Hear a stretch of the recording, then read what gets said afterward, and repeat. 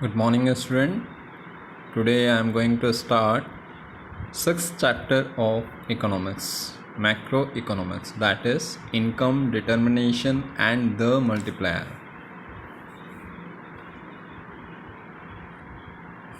In this one, few contents are there.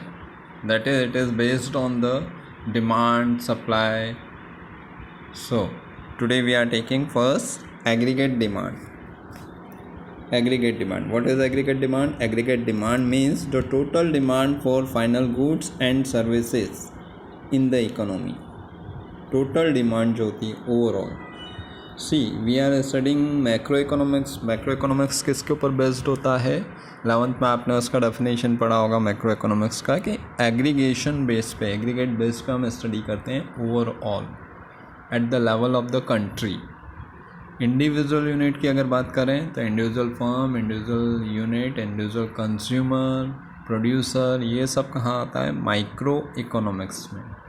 अभी हम क्या पढ़ रहे हैं? Macro economics. तो यहाँ क्या एग्रीगेट बेस पे होता है, पूरे कंट्री लेवल का एवरेज निकाल के, एग्रीगेट निकाल के उसकी डिमांड जो होती है एग्रीगेट डिमांड कही जाती है, जो हमारा अभी प्रेजेंट टॉपिक है, that is aggregate demand. So aggregate demand means the total demand for final goods and services in the economy. जो फाइनल गुड्स है, फाइनल गुड्स कौन से होते हैं? फाइनल गुड्स वो होते हैं जो फाइनली हम कंज्यूमशन के लिए परचेस कर लेके आते हैं. द गुड्स एंड सर्विसेज जो फाइनली हमने कंज्यूम की है सेल्फ कंज्यूमशन के लिए, उनको रीसेल के लिए नहीं लिया है. जो प्रोडक्ट और जो सर्विसेज हम रीसेल के लिए परचेस करते हैं वो काउंट नहीं होते हैं इकोनॉमी में. वो काउंट नहीं होगा कि वो हमारा सेल एंड परचेस या जो भी काउंटिंग में नहीं आता है, फाइनल गुड्स की कैटेगरी में नहीं आता है, इंटरमीडिएट की कैटेगरी में वो आता है. ओके, तो फाइनल गुड्स और सर्विसेज का जो टोटल डिमांड है इकोनॉमी में वो एग्रीगेट डिमांड कहा जाता है. It also means the aggregate और total expenditure on final goods and services in an economy. इसमें और क्या है, दूसरे तरह से भी हम इसको समझ सकते हैं कि हमने जो भी टोटल एक्सपेंडिचर किया है किसके ऊपर? फाइनल गुड्स और सर्विसेज के ऊपर, वो सब कहाँ? एग्रीगेट डिमांड की कैटेगरी में आएगा. Okay, aggregate demand is also defined as the total amount of money which all section, household, firm, government are ready to spend on purchase of goods and services produced in an economy during the given period. एक particular period of time में, इस given period में जो भी house hold ने, firm ने, government ने, जो भी ये तीनों सेक्टर्स जो हैं रेडी हैं as per there purchasing power. किस चीज़ के लिए रेडी है? गुड्स एंड सर्विसेज जो प्रोड्यूस हुई है इकोनॉमी में इस करंट प्रीवियस ईयर में, फाइनली उन्हें परचेस करने के लिए रेडी है और उन पर खर्चा करने के लिए रेडी हैं. उसकी डिमांड को बोला जाता है एग्रीगेट डिमांड.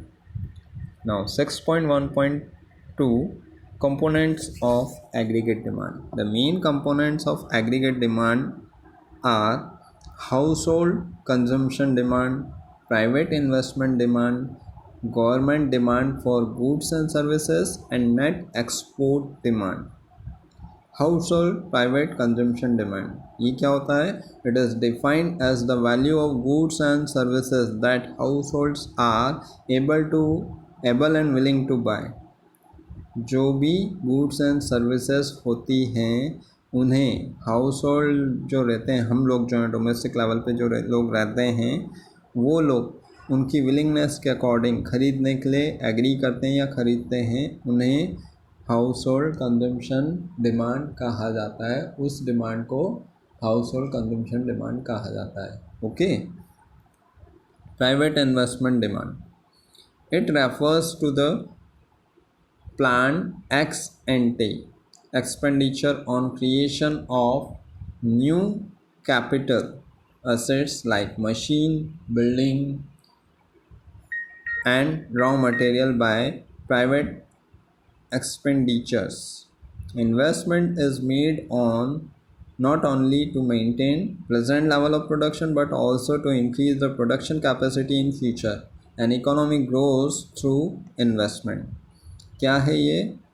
प्लान अब एक और चीज़ देखिएगा नियर फ्यूचर में कहीं भी अब इकोनॉमिक टर्म्स यूज़ होती हैं. आप जब भी अपना आंसर प्रेजेंट करें तो इकोनॉमिक टर्म्स यूज़ करें. बिजनेस का आंसर प्रेजेंट करें तो बिजनेस की टर्म यूज़ करें. नॉर्मल लाइफ की टर्म अगर नॉर्मल इंग्लिश ट्रांसलेशन की टर्म यूज़ करेंगे तो हमारा आंसर स्मूथ नहीं होगा और हमें मार्क्स नहीं मिलेंगे. अब देखिए यहाँ पे क्या लिखा हुआ है ब्रैकेट में एक्स एंटे. एक्स एंटे मतलब होता है प्लान. तो planned expenditure on creation of new capital assets. अब कैपिटल एसेट्स कौन सी होती है? जो मशीन्स, बिल्डिंग्स, रॉ मटेरियल जो हमें लॉन्ग टाइम पीरियड तक बेनिफिट देती है, कैपिटल नेचर की एसेट्स होती है, उनके ऊपर हम जो खर्चा करते हैं उसे हम बोलते हैं private investment demand. Okay, private investment demand. The relationship between investment demand and the rate of interest is called investment demand function. यहाँ पे जो भी रेट ऑफ इंटरेस्ट आपको मिलेगा किस पे? इन्वेस्टमेंट डिमांड पे. जो भी हमने इन्वेस्ट किया है और उसके ऊपर ROI जो भी रेट ऑफ रिटर्न ROR जो रहता है रेट ऑफ रिटर्न मिलता है उस पर जितना भी हमें बेनिफिट होता है. तो रेट ऑफ इंटरेस्ट और इन्वेस्टमेंट डिमांड का जो भी रिलेशनशिप होता है उसे यहाँ पे इन्वेस्टमेंट डिमांड फंक्शन कहा जाता है. ओके,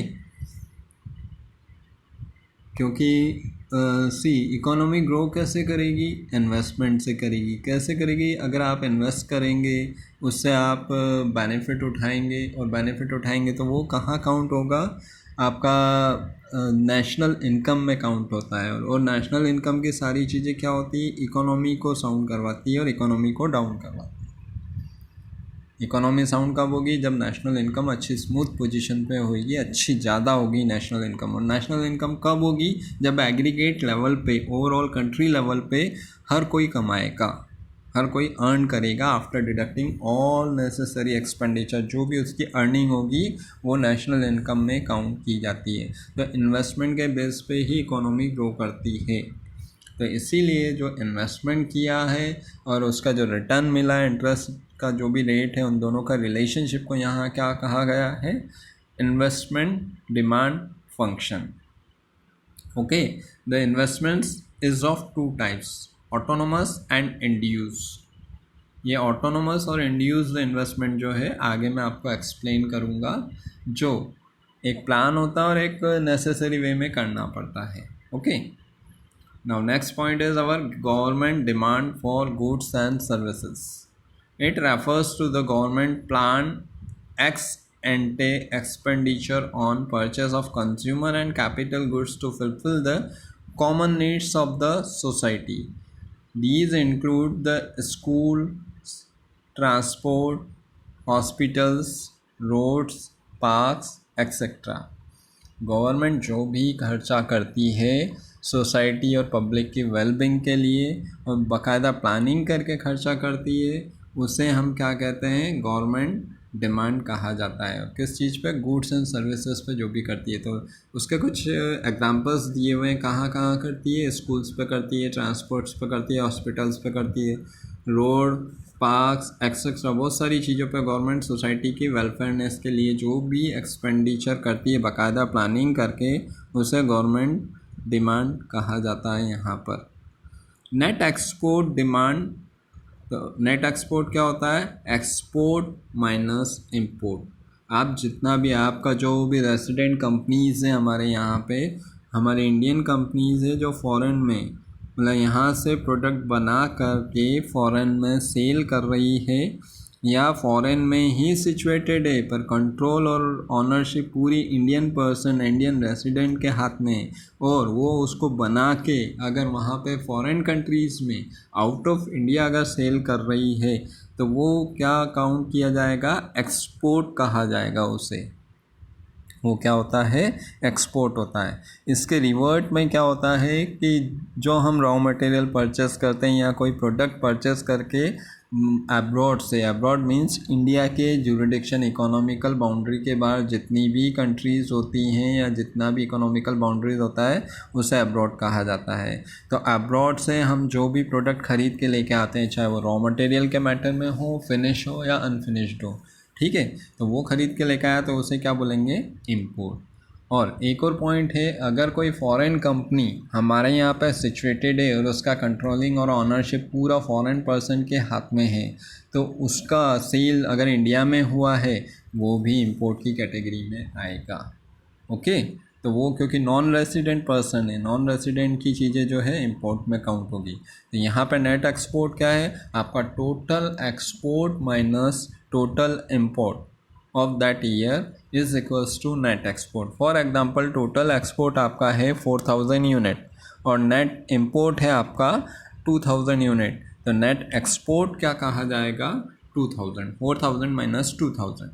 और यहाँ पे एक्सपोर्ट को डिनोट किया गया एक्स से, इंपोर्ट को डिनोट किया गया एम से। इज दैट ओके, ठीक है।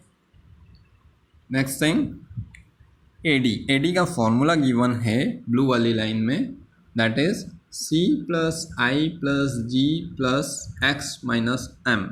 अब यहाँ पे सी क्या था, कंज्यूमशन डिमांड, जो हाउस होल्ड हम लोग जो करते हैं हमारी डिमांड, प्लस आई जो प्राइवेट इन्वेस्टमेंट है, जो फैक्ट्रीज़ वगैरह में मशीन्स वगैरह, प्लांट मशीन बिल्डिंग लगाने के लिए जो भी खर्चा किया है, डिमांड है उनकी, वो प्राइवेट इन्वेस्टमेंट डिमांड है। G, it was not C, it was G, C plus I plus G plus X minus M. तो जी क्या है, गवर्नमेंट ने जो भी खर्चा किया गुड्स एंड सर्विसेज पे पब्लिक के वेलफेयरनेस के लिए, वो जी हुआ यहाँ पे। और प्लस है नेट एक्सपोर्ट। नेट एक्सपोर्ट कैसे निकाला, एक्स माइनस एम। ये चारों कंटेंट को, चारों कंपोनेंट्स के फिगर्स को जब हम ऐड करते हैं तो हमारे हाथ में क्या आता है, aggregate demand. Okay, aggregate demand को दूसरे फॉर्मूले से भी समझा जा सकता है जो नीचे दिया हुआ है, that is A D equals to C plus आई।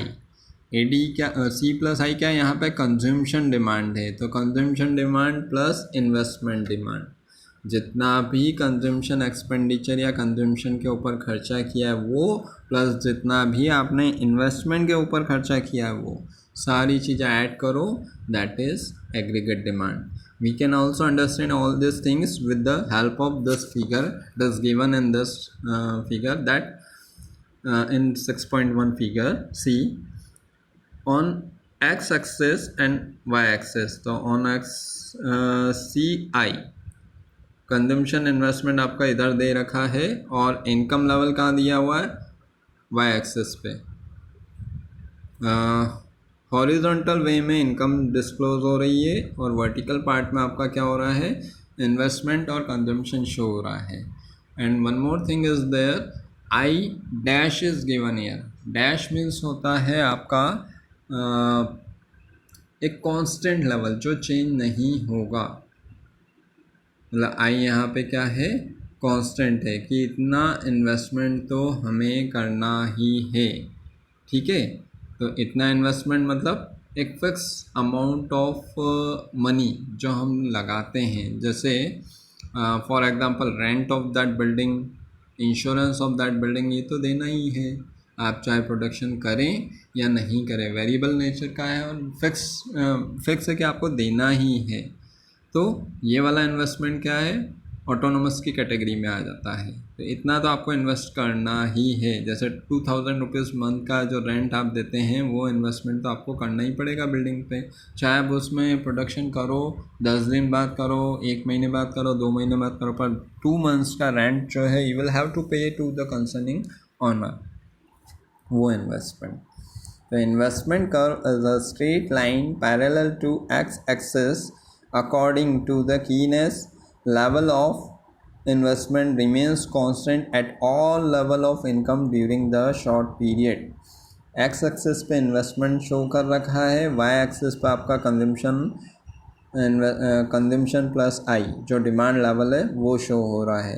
तो यहाँ पे इन्वेस्टमेंट क्या है, कांस्टेंट है। कांस्टेंट है मीन्स आपका इनकम लेवल कुछ भी हो, इन्वेस्टमेंट इतना करना ही है। आपकी चाहे इनकम ज़ीरो हो, आपको इन्वेस्टमेंट 2000 रुपीज़ मंथ का रेंट आपको देना है।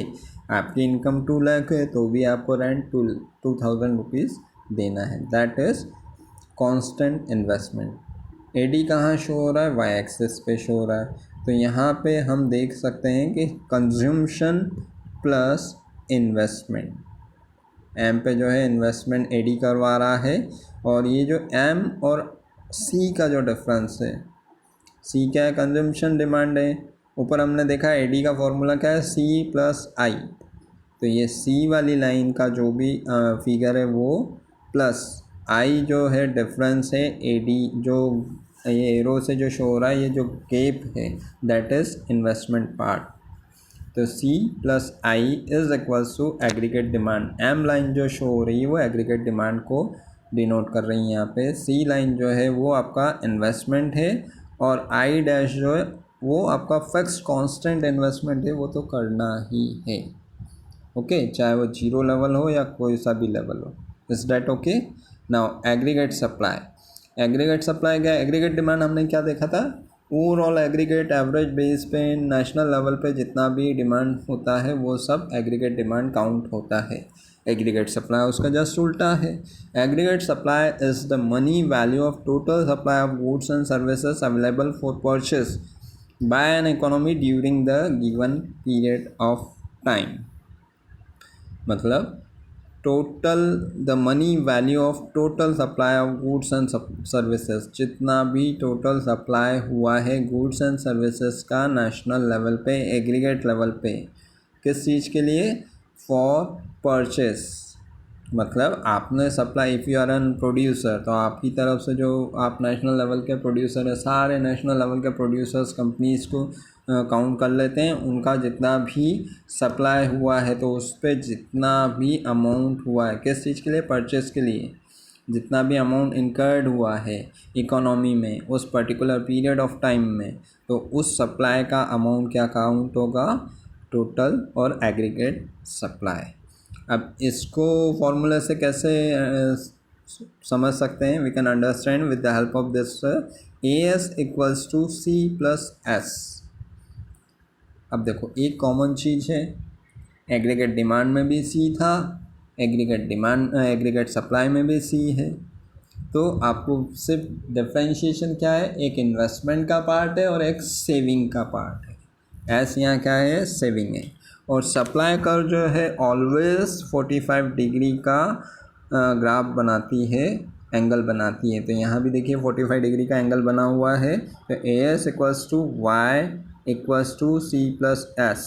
अब वाई क्या इनकम है, मान लिया आपकी इनकम 1000 रुपीज़ है, आपका कंज्यूमशन हुआ है एग्रीगेट सप्लाई में। कंज्यूमशन जो हम बात कर रहे हैं कि कितना सप्लाई के ऊपर अमाउंट इनकर्ड हुआ है गुड्स एंड सर्विसेज के जो सप्लाई हुए, तो वो कंज्यूमशन कितना है, मान लिया 1000 में से आपका कंज्यूमशन हुआ 800, तो बचा हुआ क्या है आपका, सेविंग है। सेविंग कितना है, 200। तो 800 प्लस 200 दैट इज़ 1000, और आपकी इनकम कितनी थी, 1000। इसीलिए A S equals to Y equals to C plus S. Is that okay? Next thing is, यहाँ पे y equal C plus S अभी हमने फिगर में देखा, ग्राफ के वहाँ पे चार्ट में देखा। सेम चीज़ है यहाँ पे। एस क्या है, एग्रीगेट सप्लाई है, y क्या है आपकी इनकम है, c क्या है कंजम्पशन है, और s क्या है, सप्लाई है। मैंने अभी 1000 रुपीज़ के एग्जाम्पल से आपको समझाया है। Okay, I think that's all for today. I will take the next point in the next video. You can prepare your notes on the basis of all this explanation part, and if you have some problem then ask me on my personal number. Okay, thank you.